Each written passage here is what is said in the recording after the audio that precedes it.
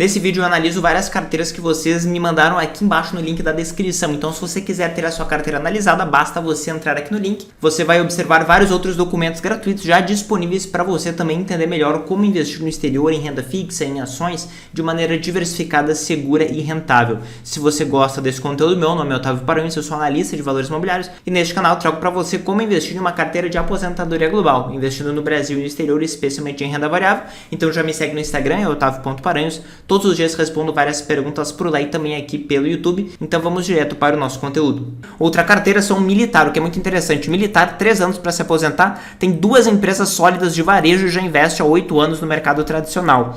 Ele tem um patrimônio acima de 10 milhões e uma recorrência de 50 mil por mês, o que é impressionante o fato que você ainda é militar, né?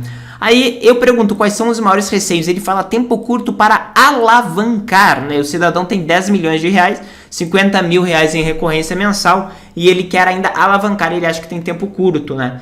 Aí eu perguntei da carteira, ele deu essa alocação aqui, enfim, 30% em tesouro direto, que eu acho que faz sentido considerando que ele já vai se aposentar, né? Então ele ter 30% em renda fixa, 40% em ETF, eu não sei o que são esses ETFs, né? Eu acho que são ações globais, mas enfim, 15% em fundo imobiliário e 15% em ações, acho que são brasileiras, né? De holding de longo prazo, eu acho que ele fala aqui que é de longo prazo. Tudo isso aqui poderia entrar em ETF, teoricamente, né? Mas enfim, a carteira em si não tem nada muito específico, eu acho ok, tá?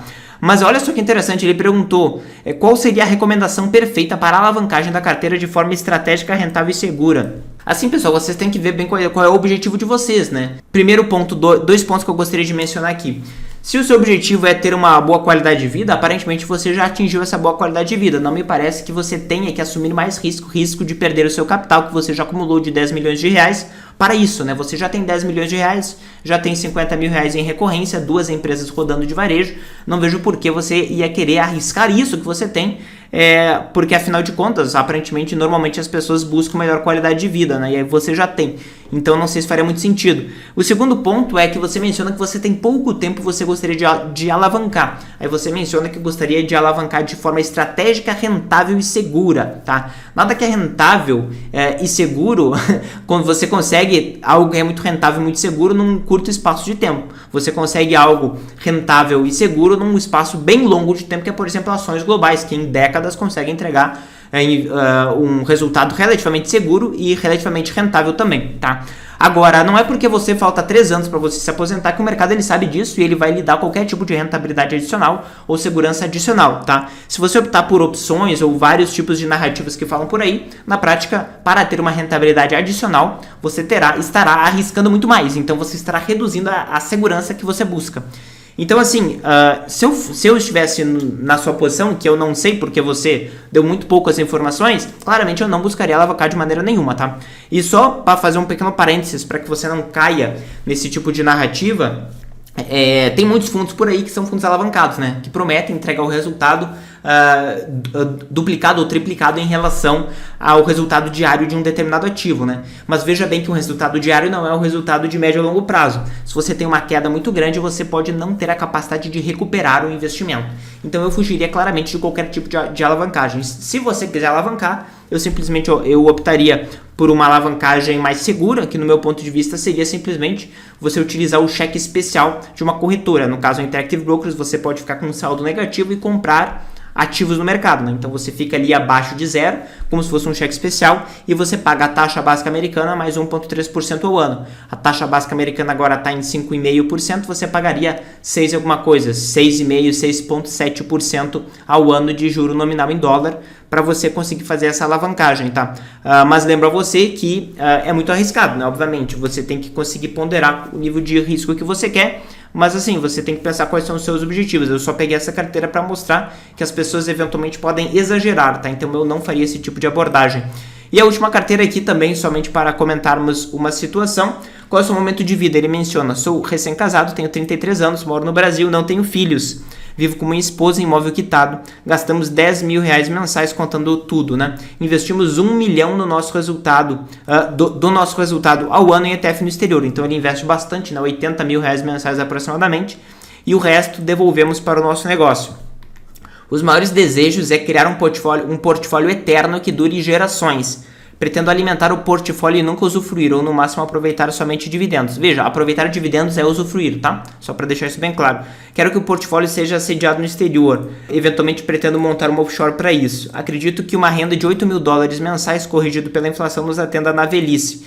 Certo, então na prática ele falou que não desejaria usufruir, né? Mas no caso os dividendos. No caso, se ele optar por gastar $8.000 por mês, seria usufruir, tá? Mas vamos lá. Se ele quer $8.000 por mês, tá? Na prática, a gente pode arredondar para $100.000 ano, tá? Se a gente considerar uma taxa de retirada de 4% ao ano, né? E a gente considerar que esses $100.000 são 4%, ele precisaria de aproximadamente $2,5 milhões, tá? A valores de hoje ficaria ali $12,5 milhões aproximadamente para ele conseguir ter essa renda que ele quer, né? Gostaria de parar de trabalhar antes dos 70, né? Lembrando que ele tem 33, então até os 70, quando a gente coloca na planilha, eu não sei qual é o capital que ele já tem hoje, mas eu estou supondo aqui que ele aporta R$83 mil por mês, porque afinal ele aporta 1 milhão por ano, né? Considerando aqui uma rentabilidade real de 6% ao ano, ele tem 33. Quando a gente vai até os 70, lá que é a idade que ele mencionou,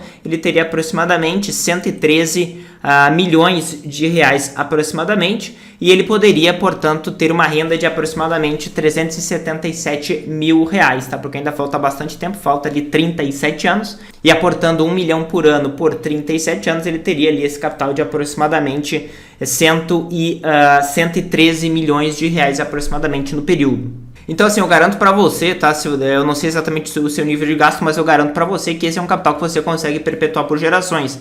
Provavelmente o que você já tem hoje já é suficiente, já faz sentido você abrir uma offshore, certo? Então eu consideraria fortemente este racional. Aí os receios, né? O meu único medo gira em torno da corrosão do patrimônio. É impressionante como as pessoas podem ter visões diferentes, né? Uma pessoa que tem a perspectiva, né, de juntar mais de 100 milhões de reais tem medo de corrosão de patrimônio. E tudo bem, é normal, né? Tudo depende, né, do ponto de vista da pessoa, mas claramente não é algo que você pode se preocupar muito, porque embora você possa perder o seu patrimônio, isso claramente não vai afetar a sua qualidade de vida enquanto você estiver vivo, provavelmente, né? Seja pela via da inflação ou violações de direitos de propriedade. Hoje você já consegue ter investimentos globais que vão estar totalmente blindados ao risco do Brasil, então você não vai ter muito risco nesse sentido, a não ser que você tenha um negócio no Brasil. Você mencionou que obviamente vai poder ter ali influências políticas locais, né? Aí ele menciona que o Brasil é instável, de fato eu concordo com você. Aí ele investe aqui 90% em VT, que é ações globais, e o resto ali renda fixa no Brasil, né? Sei que o VT paga pouco dividendo e deixa muito impostos nos Estados Unidos, mas na realidade você não teria muito como evitar. Se fosse um fundo irlandês, você pagaria 15% nos Estados Unidos e 15% na venda, então seria praticamente equivalente, né? Penso em investir de forma suficiente e agressiva para aproveitar futuramente um dividendo de 1%. Não tenho crenças em convicções. Gostaria de perguntar se essa minha estratégia é insana ou se fará algum sentido caso invista de forma suficientemente agressiva, ou seja, ele quer saber se ele pode manter tudo em VT. Pode, tá? Se você utilizar o dividendo e tal, assim, você não tem a necessidade disso, tá? Porque o que acontece, né? Se vier uma crise, o VT ele pode cair 30%, 40%, 50%, isso pode acontecer, tá? Se o VT cair, esse tipo de queda, né? Você vai ser obrigado a vender o VT em crise para conseguir gastar. Aí você pode me dizer, não, mas se eu utilizar o dividendo de 1%, se eu utilizar 1% ao ano, talvez não precise. De fato, mas muito provavelmente as empresas não vão pagar o mesmo dividendo para você em uma situação de crise muito drástica, tá? Então tem que ficar bem claro esse ponto. Porque até, por exemplo, quando a gente pega um fundo como o VYM, tá? E a gente observa a crise de 2008, né? Que a cada trimestre ele pagava aproximadamente 0,37 centavos de dólar por cota. Ali com a crise ele acabou pagando ali 0,23, 0,28, ou seja, teve uma queda de 1/3 ali, de praticamente 40% de queda da renda através desse suposto dividendo. Então esse é um ponto importante. Então eu sempre teria um caixa para que você pudesse fazer justamente esse gasto sem que você dependa totalmente de um determinado dividendo em uma situação de crise. Então se você gostou desse conteúdo, não deixe de acessar os outros materiais que já estão disponíveis gratuitamente para você entender melhor como investir em uma carteira de aposentadoria com renda em moeda forte, certo? Então se você gostou desse conteúdo, me segue lá no Instagram, se inscreve no canal e ativa as notificações para você não perder nada que eu coloco aqui. Valeu!